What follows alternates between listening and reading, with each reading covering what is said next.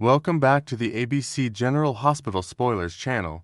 Today, we will learn about the explosive twists unfolding in Port Charles on Tuesday, October 14th, where shocking revelations and tense confrontations promise to shake the foundations of beloved families and hidden secrets. As the drama intensifies, viewers are in for a roller coaster of emotions, from unexpected reconciliations to perilous discoveries that could unravel everything. In the heart of the hospital corridors, Curtis Ashford approaches Portia Robinson with an astonishing revelation that flips their rocky marriage on its head, leaving her stunned and grappling with uncertainty. Just days ago, Curtis had been resolute, insisting that with Drew Kane's leverage evaporated like morning mist, it was time to finalize their divorce and move on separately, freeing them from the chains of doubt and betrayal. Yet now, as he stands before her in the dimly lit lounge, his expression softened by a newfound resolve, he proposes they pause the proceedings entirely,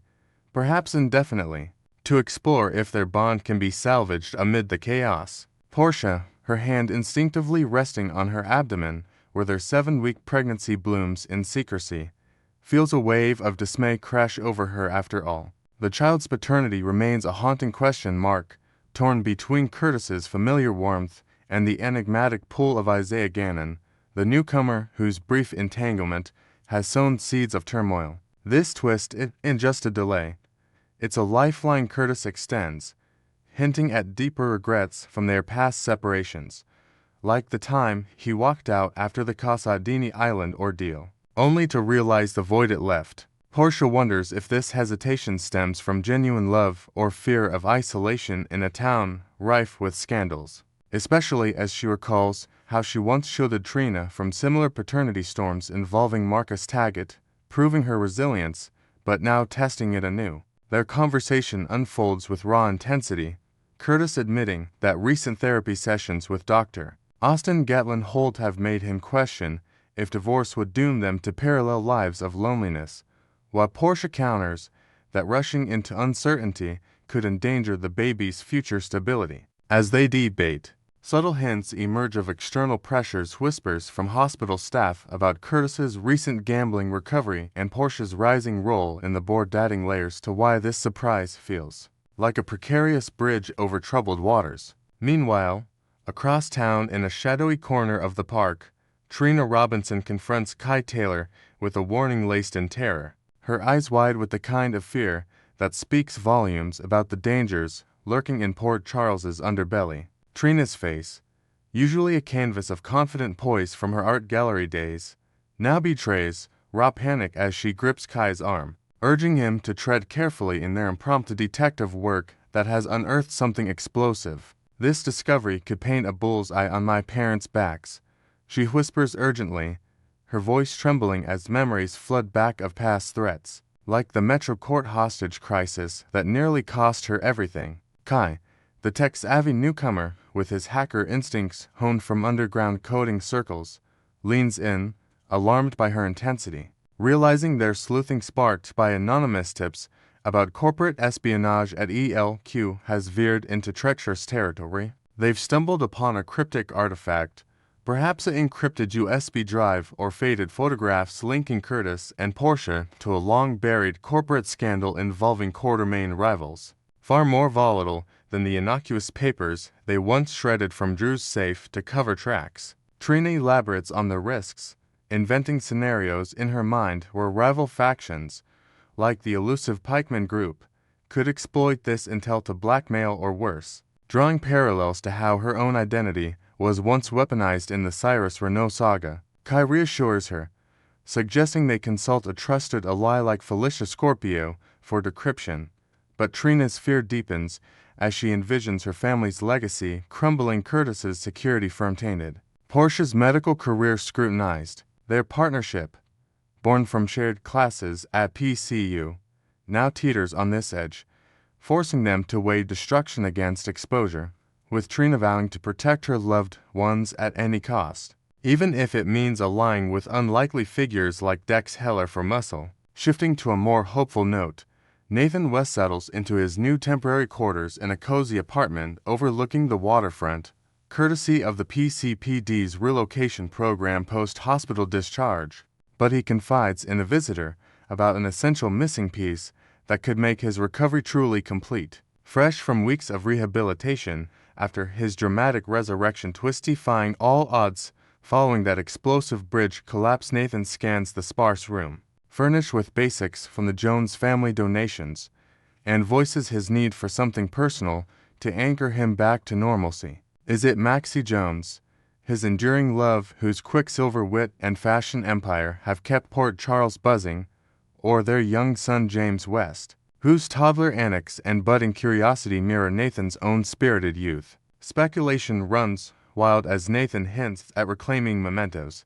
like the leather jacket from his undercover days or family photos capturing James's first steps during Maxie's magazine launch parties. Items Maxie might have preserved in her Out magazine office amid her whirlwind schedule. Yet, the conversation turns poignant when Nathan reveals it's not just clothes or toys he craves, but emotional reconnection, perhaps a quiet family dinner at Kelly's. Away from the media frenzy surrounding his return, Port Charles rallies around him, with Spinelli offering tech upgrades to the apartment and Britt Westburn's spirit invoked in protective charms. But Maxie's delayed homecoming due to a European fashion summit leaves a void, heightening the drama of what Nathan truly yearns for, a chance to rebuild without the shadows of his presumed death haunting every embrace. As he unpacks a box of old case files, subtle clues suggest this one more thing ties into unresolved pikeman threads, pulling him back into danger even as he seeks peace. At the nostalgic Bobby's Diner, bathed in the warm glow of neon signs and the aroma of fresh pie, Nina Reeves shares a moment of optimism with Carly Spencer, declaring that recent events signal a genuine breakthrough in their fractured family dynamics. Seated at their favorite booth, overlooking the bustling harbor, Nina sips her coffee and gestures animatedly, convinced that Michael Corinthus's sudden olive branch to Willow Tate marks progress toward healing old wounds. Michael's decree allows Willow, us one supervised our weekly with Wiley and Amelia Corinthos during structured family therapy sessions, a concession born from his own reflections during late-night board meetings at Aurora, where guilt over past exclusions gnawed at him. Willow, ever the resilient nurse navigating her mental health journey, embraced the opportunity, arriving promptly with notes on child development activities tailored to the kids' ages. Wiley's love for building blocks echoing Michael's entrepreneurial spirit, Amelia's giggles hinting at untapped family joy. Carly, however, remains skeptical, her protective instincts flaring as she recalls Willow's turbulent history, from the cult entanglements to recent breakdowns, arguing that exposing the children to instability could backfire spectacularly. Nina counters with stories of redemption, drawing from her own magazine features on second chances, suggesting this setup with Michael and a neutral therapist present builds safeguards while fostering Willow's growth through art therapy exercises she's incorporated. Their debate delves into broader implications, like how this could mend the Corinthos-Spencer rift, with Carly admitting a sliver of hope if Willow proves consistent, perhaps even joining for a casual park outing. Yet underlying tensions simmer, as Nina wonders if Michael's motives stem from Sonny's influence or deeper paternal remorse, turning this step forward into a delicate dance of trust. The investigation into the Quartermain heist takes a gripping turn as Anna Devane uncovers the pilfered antique pistol from Edward Quartermain's vault, hidden in Elizabeth Baldwin's modest home, prompting urgent questions that ripple through the nurse's circle. Anna, her spy-honed instincts sharp as ever, arrives at Liz's door under the cover of routine inquiries, but her tone sharpens when she probes about the weapon's placement and Liz's elusive house guest, whose absence raises red flags amid the timeline of Drew Kane's shooting. Elizabeth, caught off guard while organizing Fraser Baldwin's old medical journals, stammers explanations tying the gun to a family heirloom mix-up from the 2020 Metro Court blast recovery. But Anna presses on, noting discrepancies in security logs that point to deliberate concealment. Unquestioned so far, Willow Tate is spotted at General Hospital in her crisp scrubs, confiding in Drew's bedside vigil about her suspicions over Michael's therapy overture. which Drew dismisses as a cunning snare rather than sincere amends. "It's inevitable they'll use this against you," Drew warns from his bandaged form, his military background fueling paranoia about traps akin to his own corporate battles, advising Willow to document every interaction for legal leverage. Their exchange reveals Willow's internal conflict, blending hope for maternal bonds with fear of relapse, as she recounts a recent dream where the children forgave her unconditionally, only to shatter upon waking. Meanwhile, the heat intensifies on multiple fronts, with Anna's footage contradicting alibis, positioning Willow as a prime suspect despite her steadfast denial of involvement in the shooting that left Drew fighting for life. Elizabeth's loyalty wavers as she contemplates confessing a minor cover-up to shield her friend, adding ethical dilemmas to the probe. Finally, in a charged confrontation at the Corinthos compound, Sonny Corinthos eyes his son, Michael, with sharpened suspicion, demanding to know if hidden knowledge fuels the family's precarious position in the ongoing probe. Sonny, pacing the terrace with his signature intensity honed from decades of mob negotiations, zeroes in on Michael's evasive responses about the Drew shooting inquiry, where he's emerged as a key figure alongside others like Dex and even Jocelyn Jacks. The conversation crackles with unspoken accusations, Sonny probing whether Michael's corporate maneuvers at Elk mask deeper involvement, perhaps retaliatory moves against Drew's Senate ambitions that cross dangerous lines. Michael, juggling fatherhood and business empires, deflects with assurances of innocence, but his mind races to Willow's predicament, wondering if her scrutiny diverts attention from his own potential lapses, like overlooked security breaches at the Quartermain estate. As Sonny recounts parallels to his own past shootouts, such as the Riverfront warehouse ambush, he urges vigilance, hinting at anonymous tips implicating Corinthos' allies in the weapons trail. Next, we will learn about the intriguing twists surrounding Michael Corinthos' sudden shift in perspective on family matters and hidden agendas. In the latest episodes of General Hospital, fans are buzzing over Michael Corinthos' baffling yet calculated reversal on allowing Willow Tate access to their children, Wiley and Amelia, a decision that flips his earlier staunch opposition like a plot twist straight out of Port Charles' dramatic playbook. This isn't just a heartfelt reunion, it's layered with Michael's internal turmoil, strategic planning, and the lingering shadows of recent tragedies that have reshaped his world, prompting him to extend an olive branch under strict surveillance while concealing a deeper scheme to protect his secrets. Michael's journey to Willow's temporary haven at Elizabeth Baldwin's cozy yet tense household unfolds with electric anticipation, a setting still echoing the chaos from Willow's aborted wedding to Drew Cain, which unraveled amid betrayals and revelations that left everyone reeling. Picture the scene.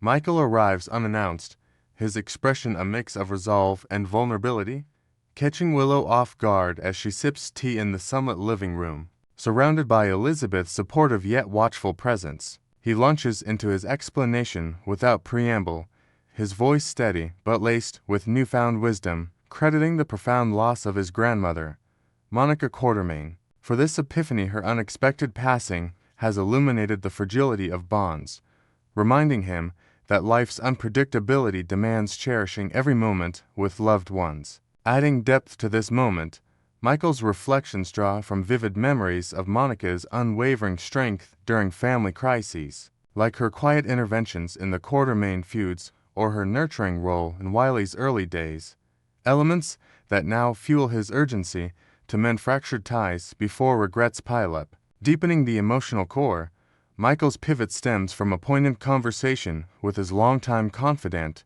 Jason Morgan, whose own grief over Monica has surfaced in raw, unfiltered admissions during a late-night chat at the Quartermain mansion. Jason, ever the stoic enforcer, opens up about the ache of missed opportunities, how he prioritized high-stakes missions over simple family dinners, leaving unspoken words and unshared laughs with Monica that now haunt him like ghosts in the dimly lit corridors of the estate. This exchange resonates deeply with Michael, who envisions a parallel fate for his children if Willow remains estranged, especially as young Wiley has been drawing somber pictures of his mother at daycare and Amelia fusses more during bedtime stories. their innocent longings piercing Michael's armored heart.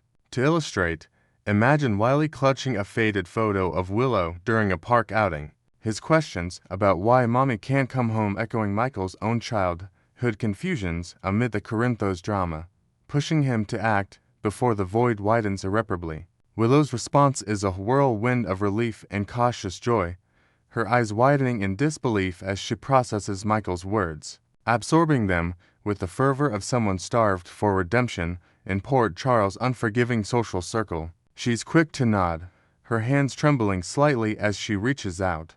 But Michael tempers the moment with clear boundaries: no full custody return, no unsupervised adventures in the park, just carefully monitored visits at neutral spots like the hospital gardens or under Carly's distant oversight. This supervised setup isn't mere precaution. It's Michael's litmus test for Willow's reliability, probing whether she's truly evolved from the impulsive choices that led to her wedding debacle with Drew, where vows were exchanged amid whispers of corporate espionage and family sabotage. Inventing a fresh layer here, consider how Willow's therapy sessions with Dr. Portia Robinson have equipped her with coping strategies, yet Michael probes deeper, recalling her past volatility that once endangered alliances and now threatens his parental control. At the heart of Michael's wariness lies a well-founded distrust, rooted in Willow's history of erratic decisions that mirror the destructive patterns of her late twin, Nell Benson, whose schemes once terrorized the Quartermaines with kidnappings and forged documents. Unlike Nell's outright malice, Willow's instability manifests in subtler, more heartbreaking ways. Michael vividly recalls piecing together how she manipulated Sasha Gilmore's fragile mental state, orchestrating a gaslighting campaign that convinced Sasha her perceptions were delusions, ultimately driving her to flee the country with baby Daisy in tow for a fresh start in Europe. Expanding on this betrayal, new details emerge. Willow's actions stemmed from a misguided attempt to shield Sasha from Nina Reeves' prying investigations, but they spiraled into anonymous notes and staged incidents that left Sasha questioning her sanity during vulnerable postpartum months, a deception Michael uncovered through anonymous tips from Maxie Jones. This revelation solidifies his stance that Willow's proximity to the children requires ironclad safeguards, lest her unresolved demons resurface and shatter their fragile stability. Michael's silence on this turnaround speaks volumes, a deliberate veil drawn over his intentions to shield them from prying eyes within his inner circle, particularly his fiercely protective mother, Carly Spencer, whose intuition could unravel his facade in seconds during one of their ritual coffee chats at Kelly's Diner. He steers clear of the Quartermaine gatherings too, where Tracy's sharp tongue might dissect his motives over afternoon tea, preferring solitary walks along the docks to mull over the implications.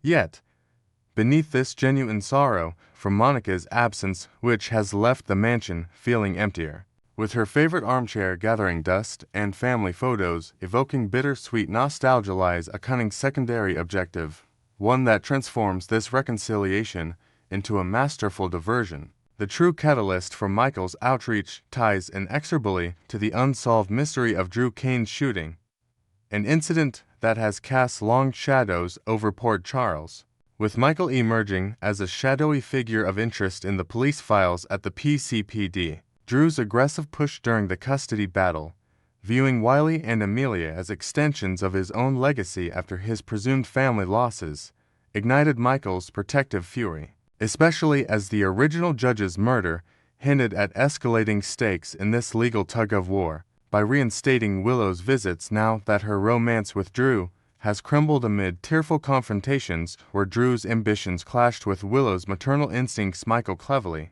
dissipates suspicions linking him to the attack, portraying himself as a reformed family man focused on healing rather than harboring grudges. Inventing further intrigue, whispers among the nurses at GH suggest Michael alibied his evening with the fabricated Quartermaine board meeting, but this gesture to Willow recasts him as empathetic, potentially swaying Commissioner Anna Devane's scrutiny while ensuring Drew's isolation from the children solidifies Michael's unchallenged role as their guardian. In weaving these threads, Michael's strategy balances authentic vulnerability with calculated risk, ensuring Willow's supervised returns foster tentative family moments like supervised picnics where Wiley shyly shares drawings while deflecting the heat from his possible involvement in Drew's ordeal. As Port Charles navigates these ripples, viewers can anticipate heightened tensions, with Carly eventually sensing the undercurrents during a surprise drop-in,